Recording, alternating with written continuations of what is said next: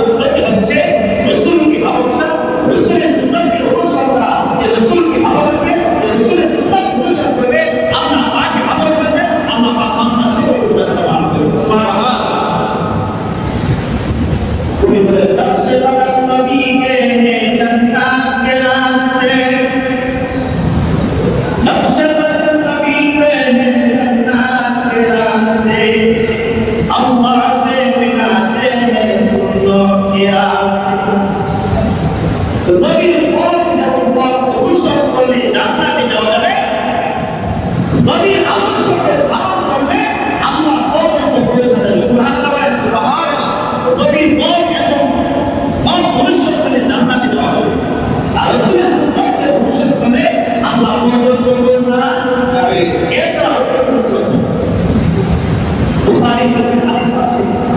হযরত আবু হুরায়রা রাদিয়াল্লাহু তাআলা থেকে বর্ণিত করেন قال رسول الله صلى الله عليه وسلم من أحب سنتي فقد أحبني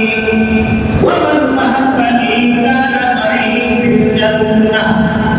الله رسول صلى الله عليه وسلم من أحب سنتي وجاء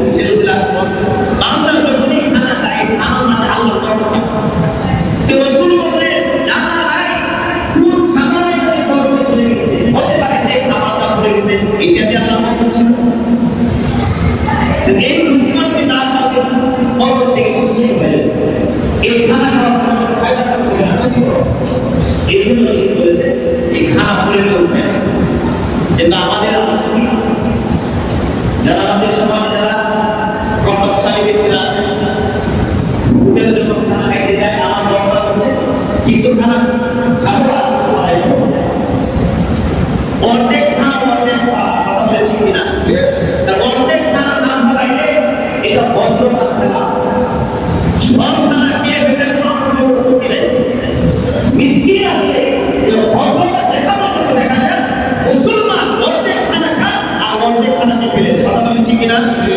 বিশ্বাস না হয় যে বড় বড় রেস্টুরেন্টে জ্যাকেট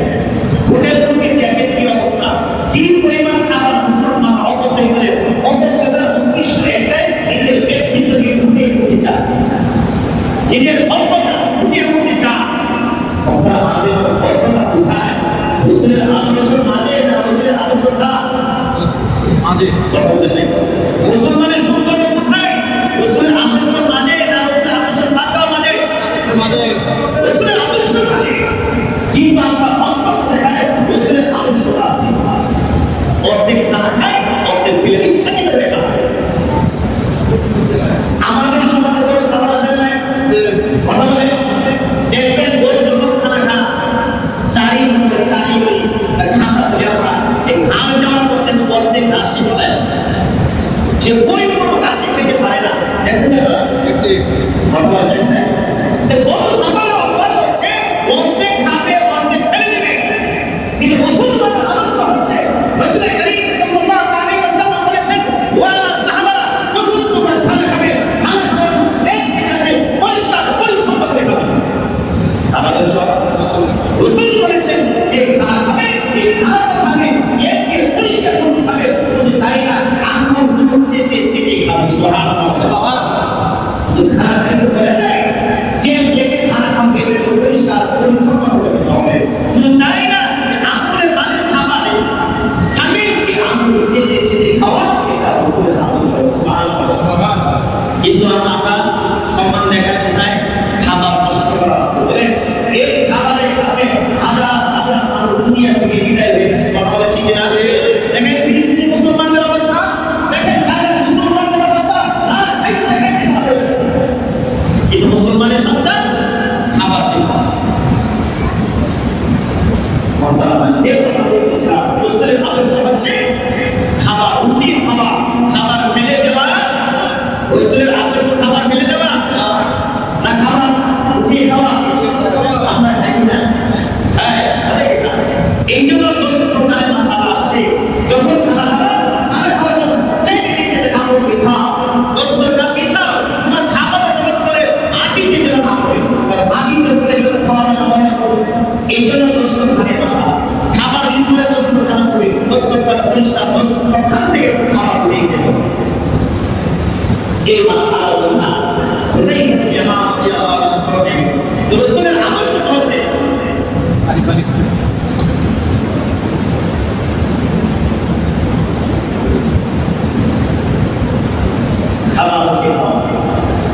এই হাদিস সবার হওয়ার পরে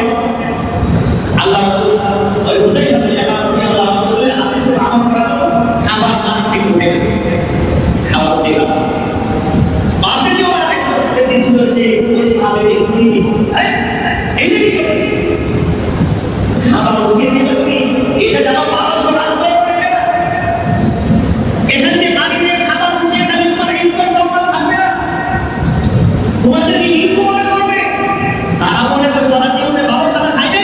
এই জন্য আসলে মাটিকে উঠিয়ে ফেলেছে ওরা তোমাকে খুঁড়ো চোখে দেখবে তাকে আস্তে করে খেয়ে ফেলেছে দাও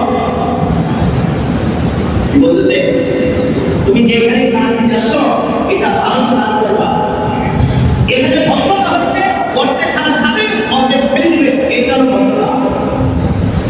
এখানে মাটিকে খানা উঠিয়ে খাও তোমাকে উচ্চ মনে করবে তোমাকে অবহেলা করবে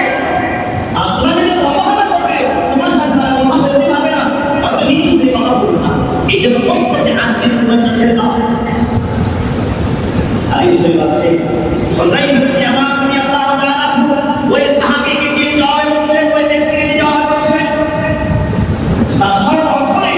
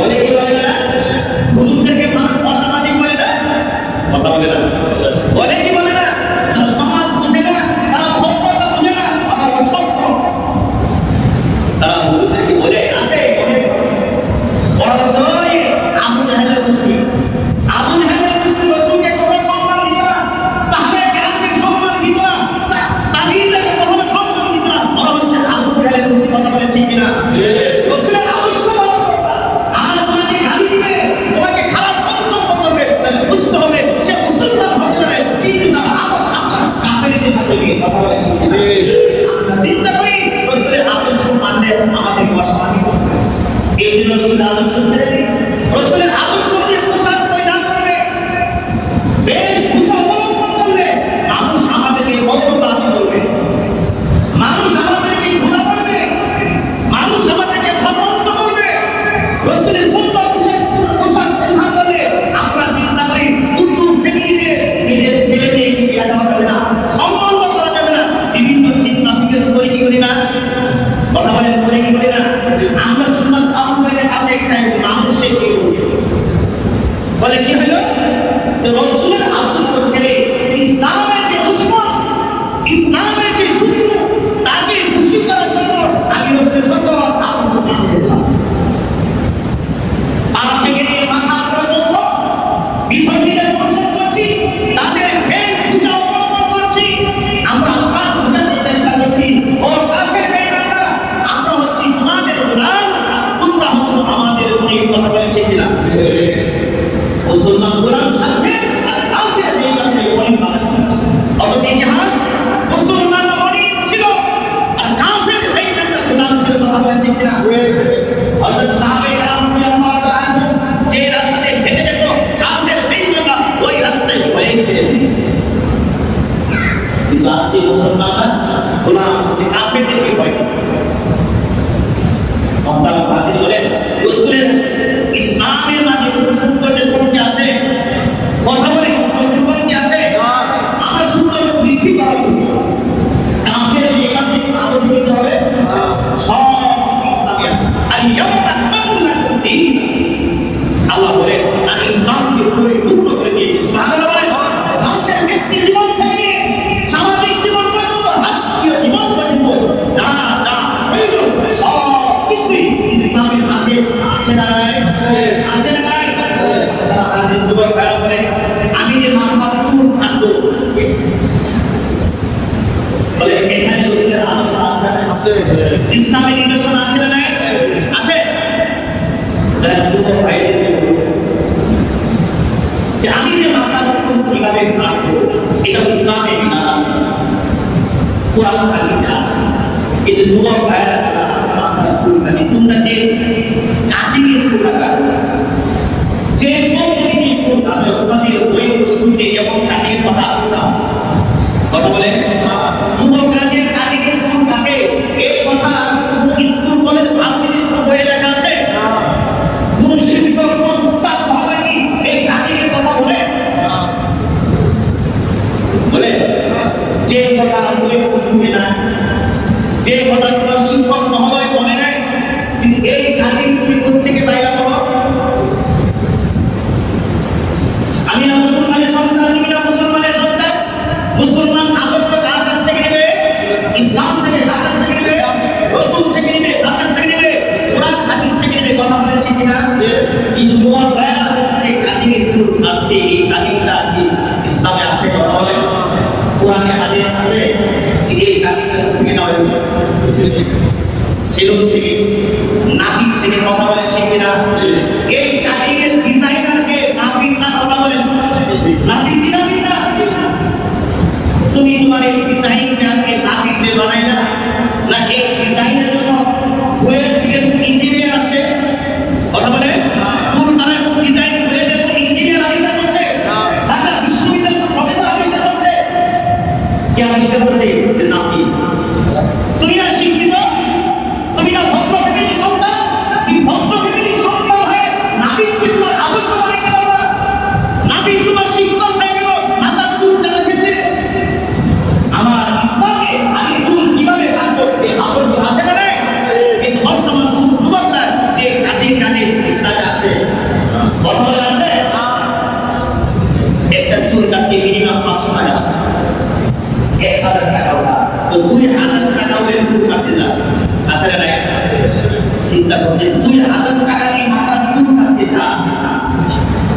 এই যে ডিজাইনের চুল তুমি কাটা বলো 2000 টাকা দিয়ে, এই চুল কাটার কারণে পুরো মানুষ কি তোমার পিছে বসে বলে বাংলাদেশের মধ্যে না এত মাথা হয়ে গেছে, তোমার চুলের ডিজাইন দিয়ে তোমার পিছে বলে দিল, মাথা হয়ে গেছে। তুমি 2000 টাকা দিয়ে চুলের ডিজাইনটা করবা, কেউ তোমার কথা বলবে না, কাজে খুশি করার জন্য ডিজাইনটা করবা, বলে এই চুলের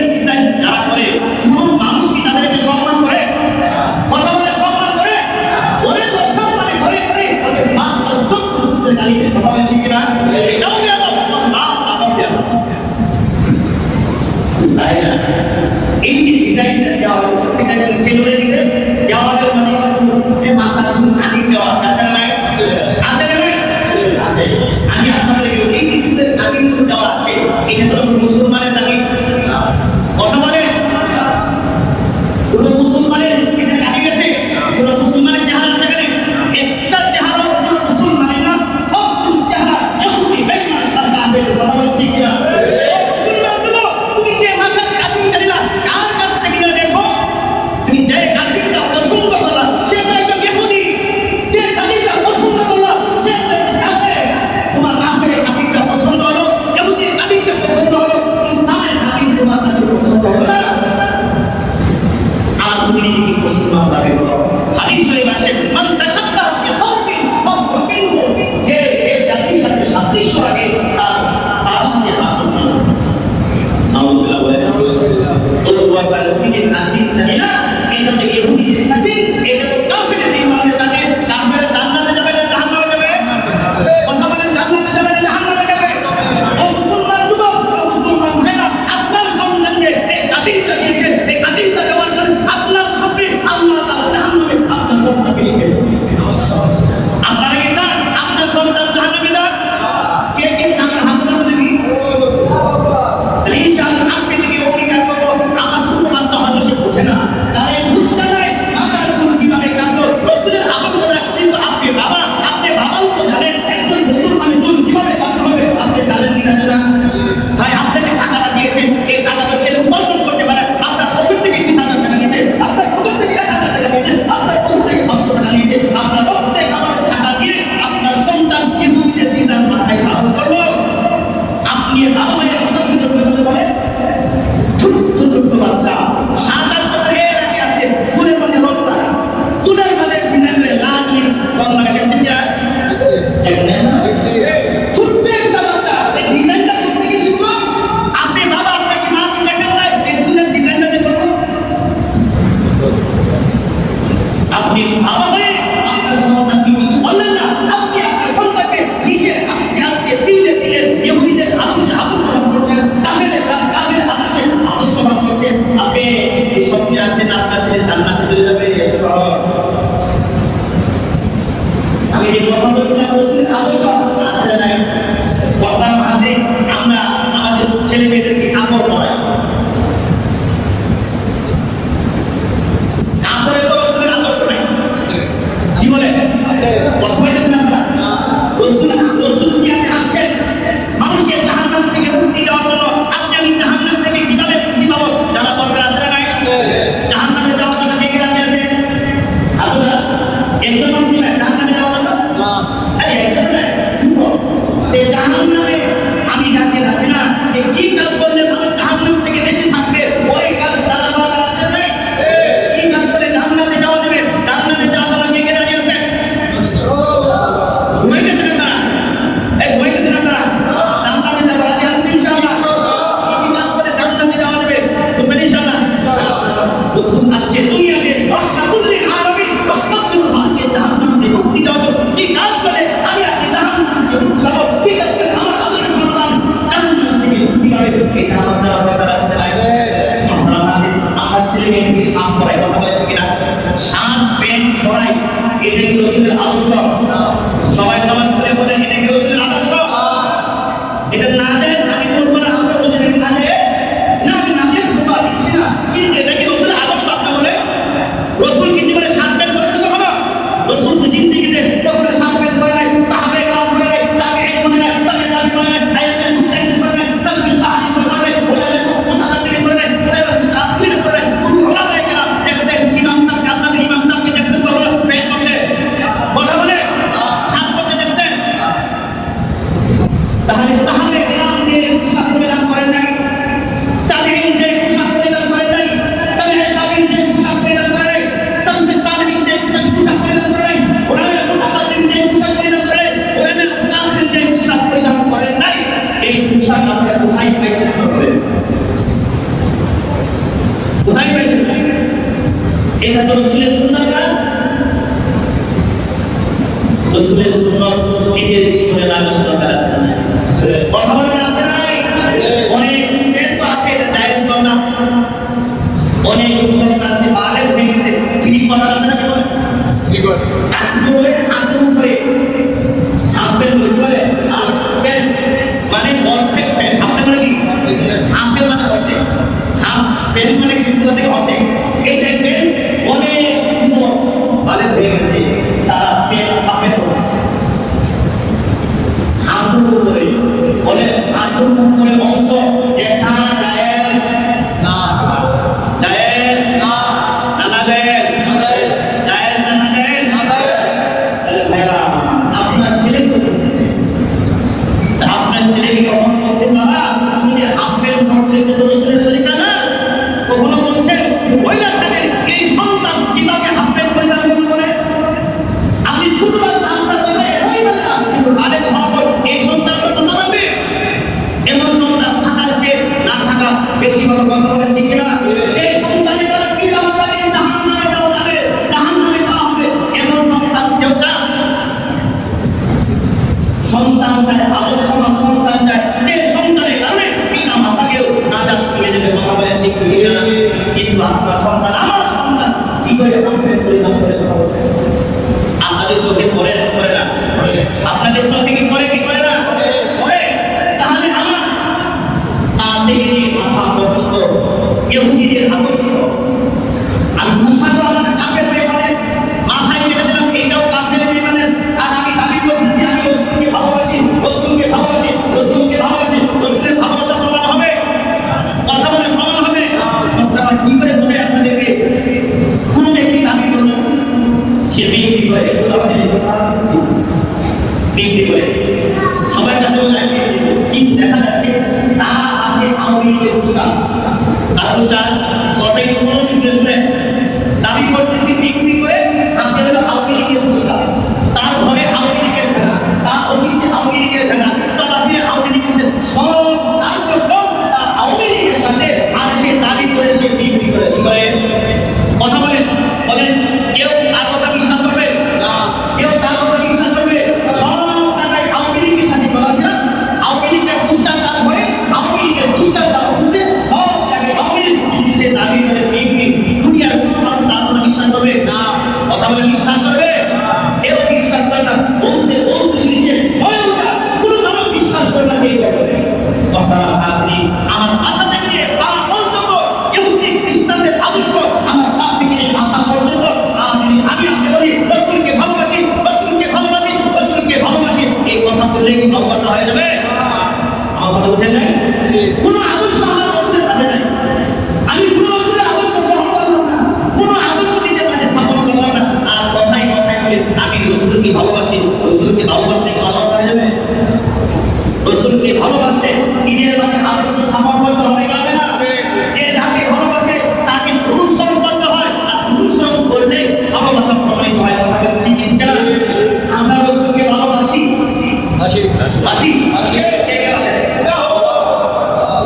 রসুলের আদর্শ আছে না নাই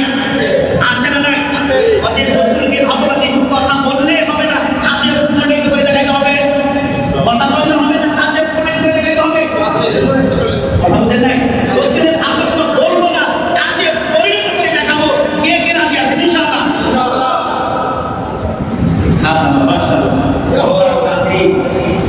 জীবনভর আমি আমার সন্তানকে আমি নিজেও ইহুদিদের আদর্শ পালন করি না তাদেরকে খুশি করে চেষ্টা করলাম আল্লাহ তাআলা কি বলে জানেন ওয়ালান তারদা আনকা আল-ইয়াহুদ ওয়ালান নাসারা হাত্তা তাত্তাবি'a মিল্লাতাহুম হে রাসূল যদি আপনি ইহুদি খ্রিস্টানদেরকে মানেন তাদেরকে অনুসরণ করেন ততক্ষণ পর্যন্ত তারা খুশি হবে না ততক্ষণ পর্যন্ত তাদের ধর্ম আপনি পালন না করবেন তাদের ধর্ম পালন না করবেন একজন মানুষ রাসূল আল্লাহ তাআলা বলেন ইহুদি খ্রিস্টান ততক্ষণ পর্যন্ত খুশি হবে না ততক্ষণ পর্যন্ত তাদের ধর্ম পালন না আমার সব কাজ এখন ইহুদি খুশি করার জন্য আমি বলি এতদিন তো ইহুদিকে খুশি করছেন ইহুদি ধর্ম তুমি ইহুদিকে বলেন যে গরিব মানুষ আছে অনেক খ্রিস্টান আছে আছে এই খ্রিস্টানে বলে বলতেছিল বলে ভাই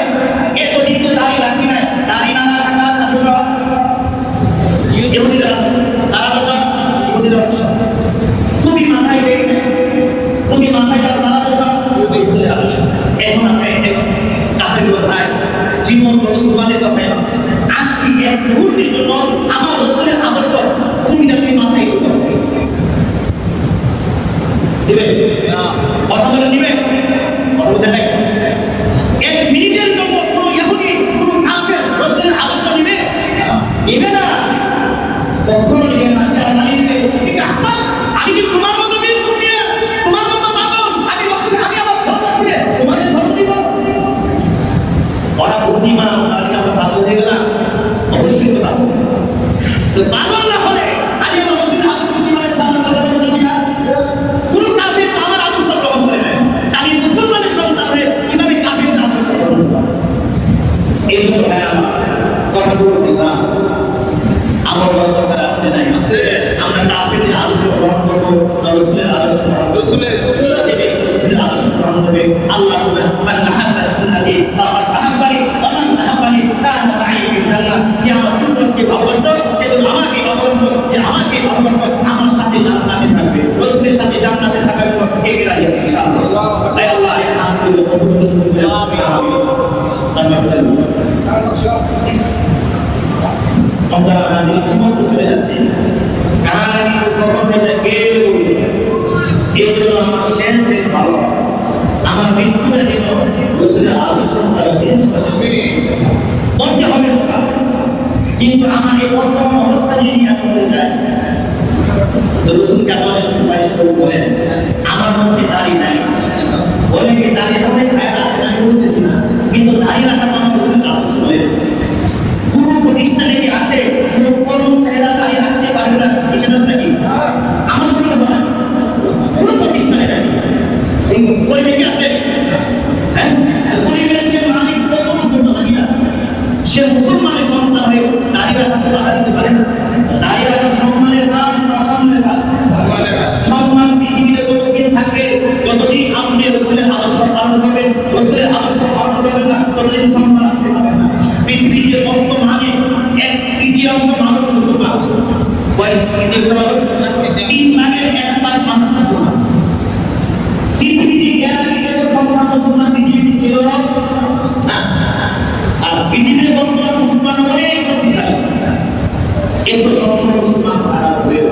এত শক্তি সামর্থ্য থাকার পরেও মুসলমান আজকে লাঞ্ছিত অপদস্থ কেন হবে? মুসলমানরা পৃথিবীতে লাঞ্ছিত না সম্মানিত? কথা বলে লাঞ্ছিত না সম্মানিত? লাঞ্ছিত অপদস্থ অবহেলিত হচ্ছে। কারণটা কি?